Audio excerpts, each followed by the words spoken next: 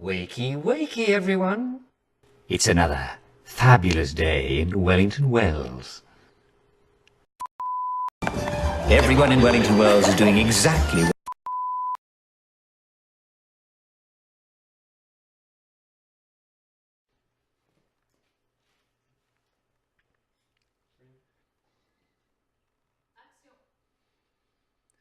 Wakey, wakey, everyone. It's another fabulous day in Wellington Wells. The weather is only slightly rainy with streaks of lovely sunshine. Everyone in... You. That's right. I'm talking to you. Are you doing what you should? Of course you are. We know what to do about downers, don't we? Now, some people have asked me what to do about the happy, excited... Jour 2, épisode 0, prise 2.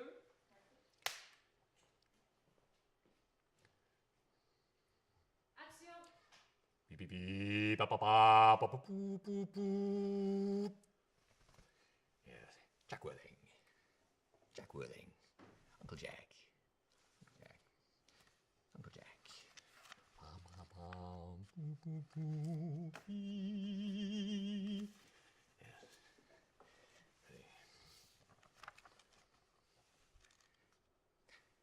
Welcome to NewsHour.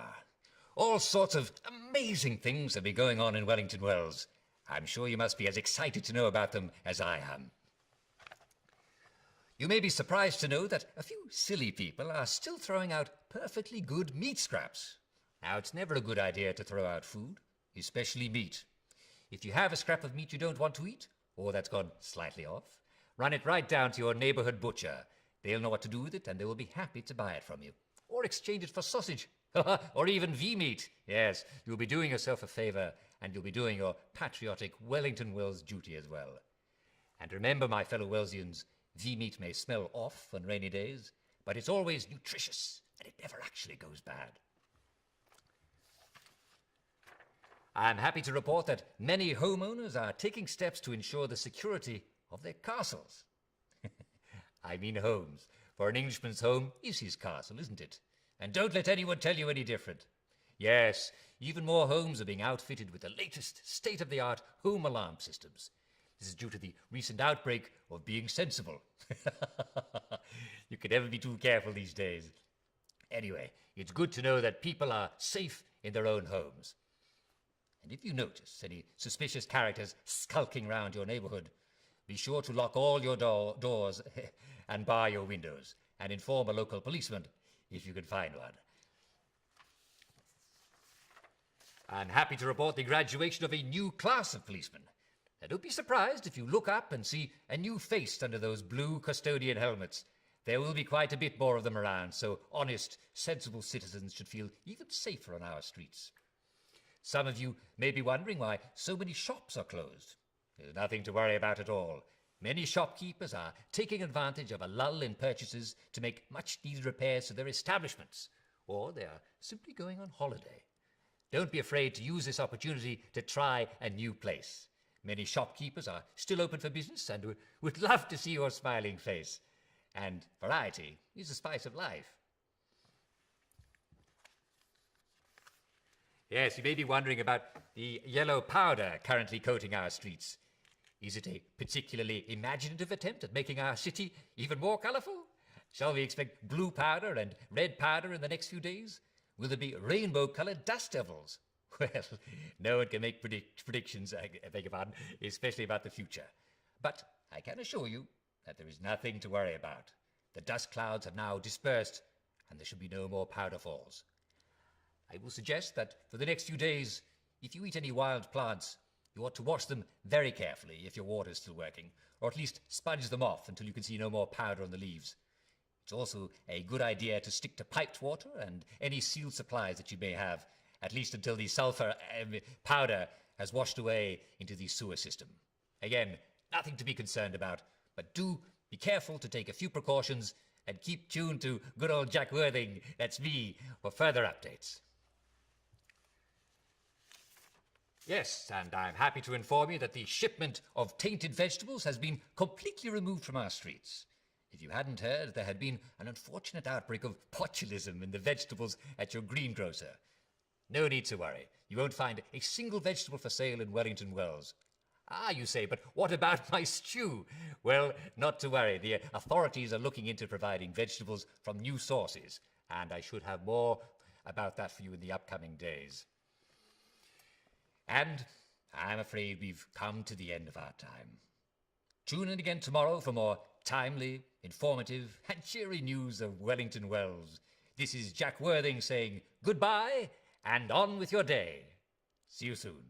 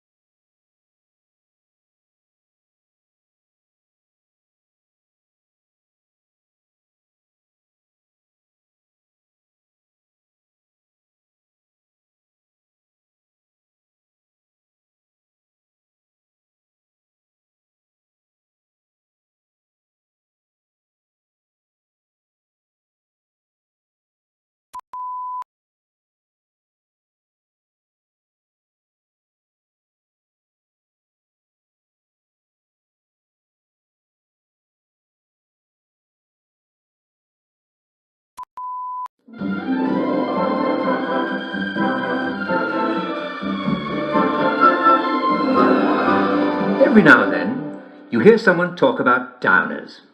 What's a downer? Well, a downer is someone who simply isn't taking their joy. This person endangers the mental health of everyone around by bringing them down. He or she may try to draw you into a conversation about long ago events, or he may try to convince you that his life is not happy, or even that your life is not happy. Don't be fooled. The moment you realize you're talking to a downer, you should stop listening to him right away. He needs help, and listening to him won't help anyone. Try this easy test. Are you having a conversation that's bringing you down? Then one of the people who's talking to you is a downer. Or if none of them is a downer, and they all seem as happy as can be, well, then you may be the downer. In that case, don't worry. Immediately excuse yourself and take your joy right away, and you'll be right as rain in no time. You can never be too careful.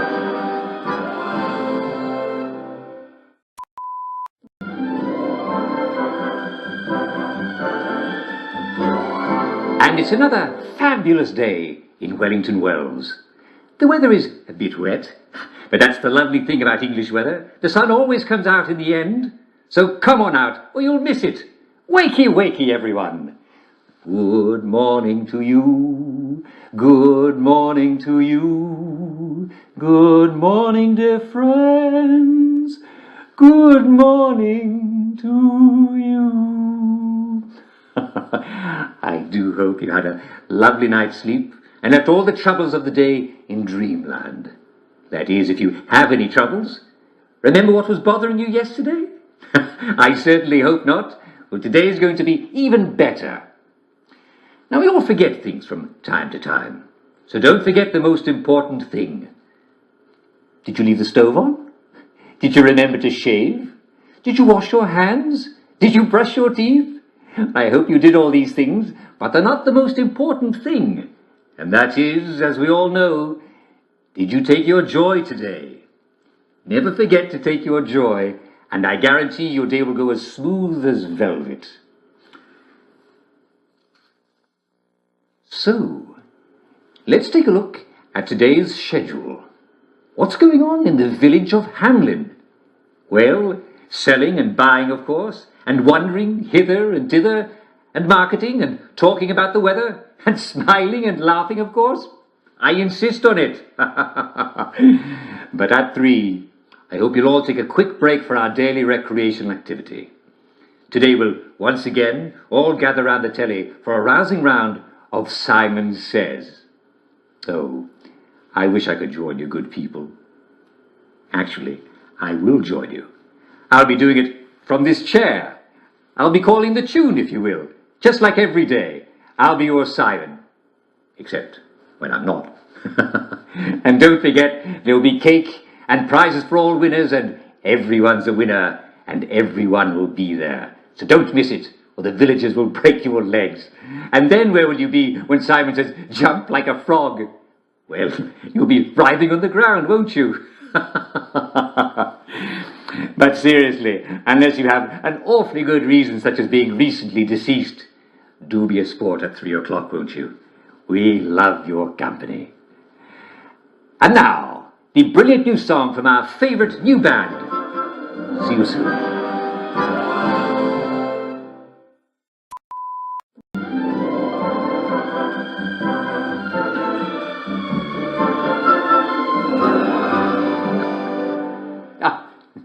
Hello.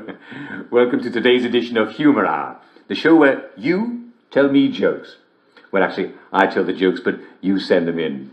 And the first joke comes from Mr. Prentice Gibson of Claverton Down. Mr. Gibson says, what do you call 3 downers at the bottom of the sea? Not enough downers. Very good. We're starting off very strong today, aren't we? This one is from Brian E. Ditton of Collier's Lane. What's the difference between a downer and a trampoline? You take off your shoes before you jump on a trampoline. How true! How very true! I mean, you don't want to damage a perfectly good trampoline, do you? Very good indeed. This is from Mrs. Jemima Hughes of Coronation Avenue.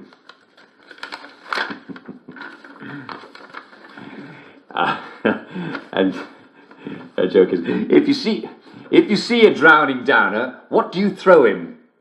I don't know, a brick? An anvil?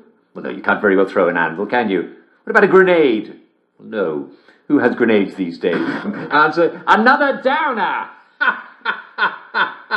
I told you it was good. That's wonderful.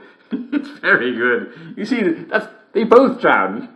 And here's another one. How do you save a drowning downer? Answer, who cares?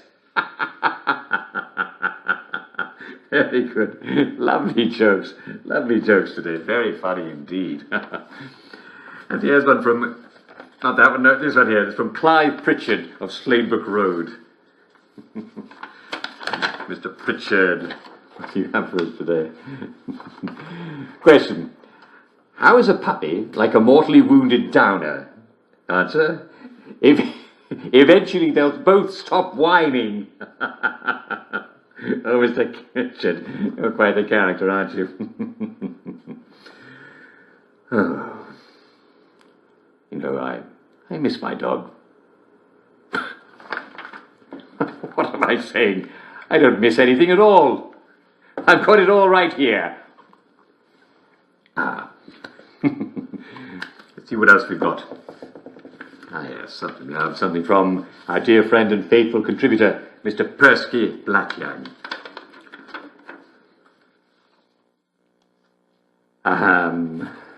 Yes, as you can tell from his name, Mr. Blackyoung isn't actually a real Englishman. He's an Afrikaner from South Africa, but he's doing his patriotic best to fit in.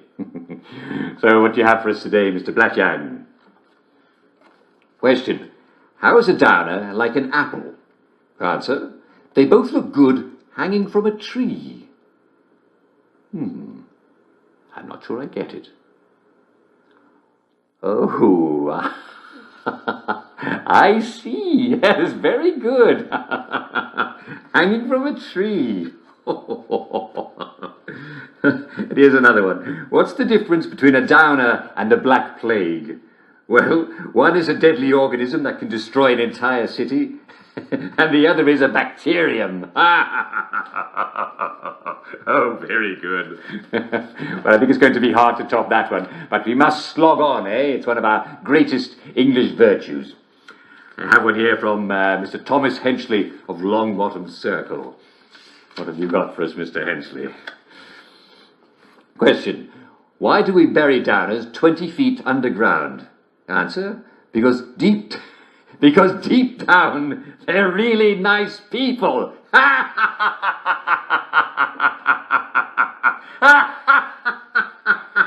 Deep down, yeah.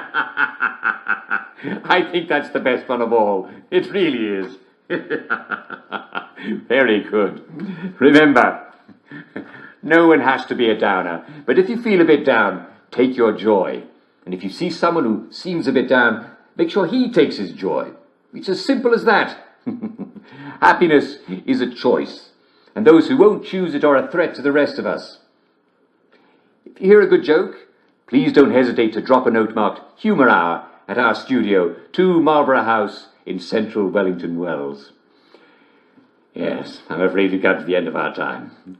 Tune in again next time for the best in humour. See you soon.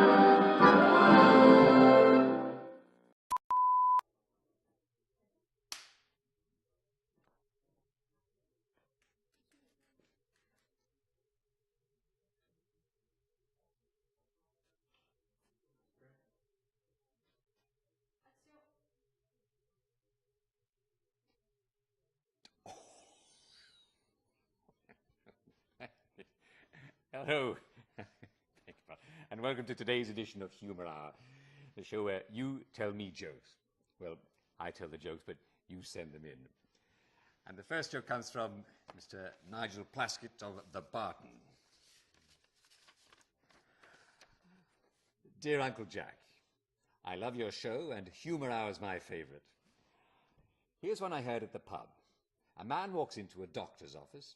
He has a cucumber up his nose, and a carrot in his left ear, and a banana in his right ear. What's the matter with me? He asks the doctor. The doctor replies, you're not eating properly. That's excellent, Mr. Plaskett. Very good. I can certainly think of better ways to eat a banana, if I could get one. Very good. This one from Ridgewell Hawks of Hither Lane. I went to see my old friend Angus McTavish the other day. I sense a Scottish joke coming on, do you? I went to see my old friend Angus McTavish the other day, and he was stripping all the wallpaper off his living room wall. Angus, I said, I can't believe you're redecorating. I'm not, he said. I'm moving house. I'm moving house. You can just hear him, eh? Because we all know how stingy the Scots are. Good one, Ridgewell Hawks. Very good. The Scottish, eh? What do we have here? This is from Antonia Penelegion of Upper Watling Street. My husband is always complaining that his eye hurts whenever he drinks tea. Well, take the spoon out of the cup, dear, I tell him. Well, you certainly have a very stupid husband, Mrs. Penelegion. Excellent jokes today, my friends. And here's one today from our faithful contributor, Mr. Persky Blackyoung. Mr. Blackyoung, What have you got for us today? Yeah, very good. An Englishman, a Scotsman, and an Irishman walk into a pub together. They each buy a pint of good English ale. And just as they're about to drink deep, 3 flies land in each of their pints and get stuck in the head. Well, the Englishman pushes his beer away in disgust. I'm not bloody well going to drink that, he says. The Scotsman spoons the fly out of the bubbles and drinks the pint. Waste not, want not, he says. And the Irishman grabs the fly by its wings, holds it over his mug and says, "Spit it out, you bastard! Spit it all out!"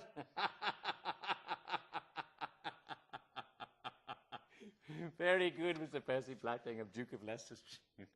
Though I have to say, personally, I'm with the Scot on that one. Waste not, want not. Sound advice.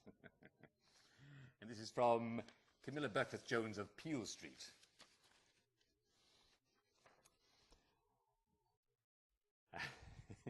Doctor, bear with me. Doctor, it hurts when I touch my shoulder. I beg your pardon. Start this one over, shall we? I'm just getting a bit ahead of myself. Going to jump right to the punchline. Jack, here we go. A man goes to his doctor. He touches his shoulder and winces. "Doctor," he says, "it hurts when I touch my shoulder." Then he touches his nose, and it hurts when I touch my nose. And he touches his knee, and he says, it hurts when I touch my knee. The doctor says, "Well, I'm not surprised." "I'm not surprised you've got a broken finger." That's wonderful, Mr. Beckwith-Jones. Very good. What a twit. Here's one from Felicity Royston, writing from the George and Dragon, here in Hamlin. And she says, "I thought I'd try the new Joy diet." I didn't know there was a Joy diet. "I thought I'd try the new Joy diet," she says. I didn't know there was a Joy diet. I think it's working. I've lost several days already." Yes, that's very good. One does sometimes overdo it a thing or two. One sometimes forgets a thing or two, don't we, if we overdo it. You know, I actually think it's best to write things down if they're really important. In fact, I seem to have written a note to myself just the other day. Let's see what it says. Don't forget to do it.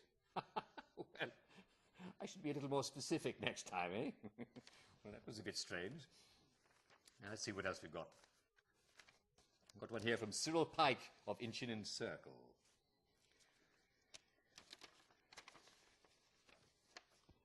I saw my friend Jeremy walking along the street with his wife the other day.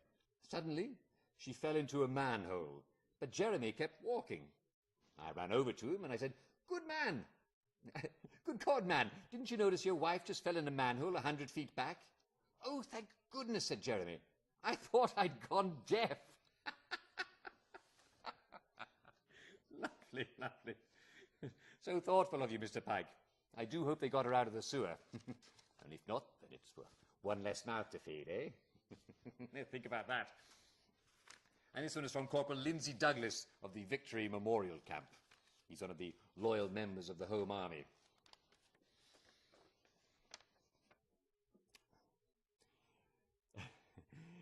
Do you know what's one of the toughest things about having to wear camouflage trousers? You can never find them. Oh, I'm sorry. Actually, this really caught me off guard. Ah, yes, because they're camouflaged. Very good. Brilliant, Corporal Douglas. Very, very funny. And may I say, we salute your service. It's good to know that you're there to protect us when the next war comes. I'm afraid we've come to the end of our time. If you hear a good joke, please don't hesitate to drop a note marked Humour Hour at our studio, 2 Marlborough House, in the centre of Wellington Wells. Tune in again next time for the best in English humour. See you soon.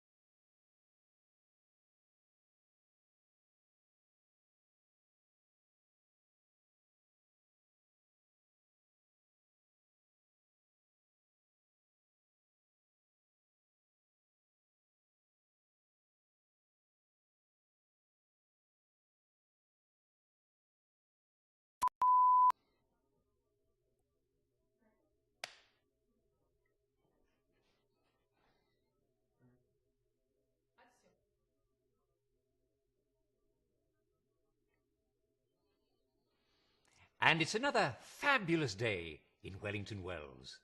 The weather is a bit wet, but that's the lovely thing about English weather. The sun always comes out in the end. So come on out, or you'll miss it. Wakey, wakey, everyone. Good morning to you. Good morning to you. Good morning, dear friends. Good morning to you. I do hope you had a lovely night's sleep and left all the troubles of the day in dreamland. That is, if you have any troubles. Remember what was bothering you yesterday? I certainly hope not. Well, today is going to be even better. Now, we all forget things from time to time. So don't forget the most important thing. Did you leave the stove on? Did you remember to shave? Did you wash your hands? Did you brush your teeth? I hope you did all these things, but they're not the most important thing. And that is, as we all know, did you take your joy today? Never forget to take your joy, and I guarantee your day will go as smooth as velvet. So, let's take a look at today's schedule. What's going on in the village of Hamlin? Well, selling and buying, of course, and wandering hither and thither, and marketing and talking about the weather, and smiling and laughing, of course. I insist on it. But at 3, I hope you'll all take a quick break for our daily recreational activity. Today we'll once again all gather round the telly for a rousing round of Simon Says. Oh, I wish I could join you, good people. Actually, I will join you. I'll be doing it from this chair. I'll be calling the tune, if you will, just like every day. I'll be your Simon, except when I'm not. And don't forget, there'll be cake and prizes for all winners, and everyone's a winner, and everyone will be there. So don't miss it, or the villagers will break your legs. And then where will you be when Simon says, jump like a frog? Well, you'll be writhing on the ground, won't you? But seriously, unless you have an awfully good reason, such as being recently deceased, do be a sport at 3 o'clock, won't you? We love your company. And now, the brilliant new song from our favourite new band. See you soon.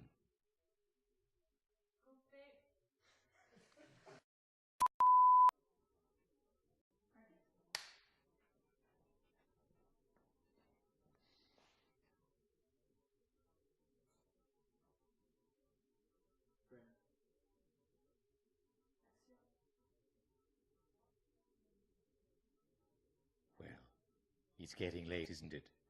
It's time for all good citizens to be getting ready to go to bed. You don't want to be out after dark, do you? Would you like me to read you a bedtime story? Of course you would. Well, curl up in front of the telly, and Uncle Jack will tell you a story. Tonight's story is called Goldilocks and the Three Bears. Once upon a time, there were 3 bears who lived in a house in the woods.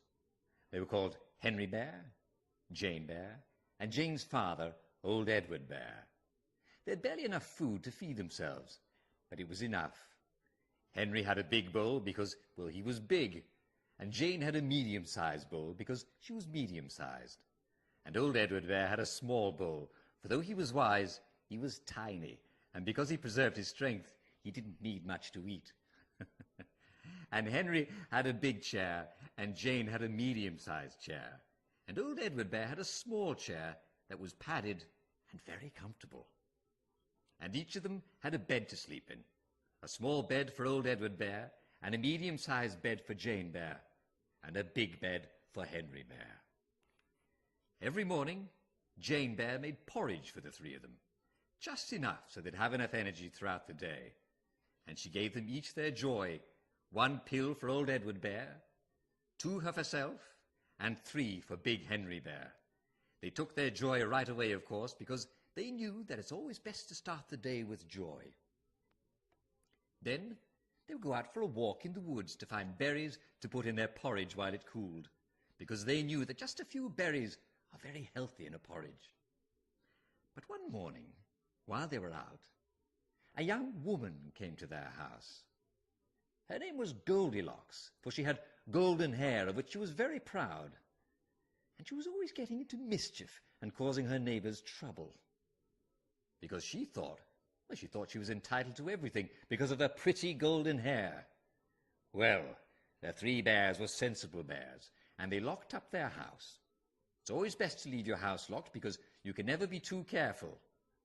But when Goldilocks came by the bear's house one morning and noticed that the bears were not there, she said to herself, "What a nice house!